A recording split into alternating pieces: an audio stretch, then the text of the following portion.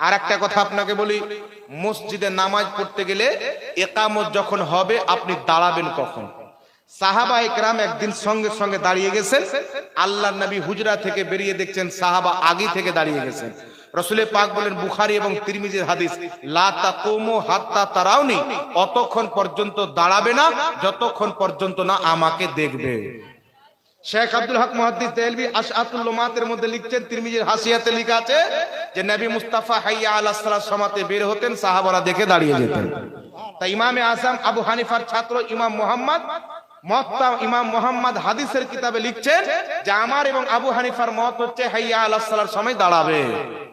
শারহে নুকায়া কিতাবের মধ্যে লেখা আছে, দেওবন্দিরাও পড়ে মাদ্রাসায়, যে মুক্তাদি ইমাম হাইয়া আলাস সালাত যখন বলা হবে তখন তারা দাঁড়াবে। ফাতাওয়া হিন্দিয়া ফাতাওয়া শামিতে লেখা আছে ইকামতের সঙ্গে সঙ্গে দাঁড়িয়ে যাওয়া এটা হচ্ছে মাকরুহ। হাইয়া আলাস সালাত হাইয়া আলাল ফালাতে দাঁড়া এটা সুন্নাতে মুস্তাহাব। জোরে বলেন সুবহানাল্লাহ। কথা বুঝতে পারলেন?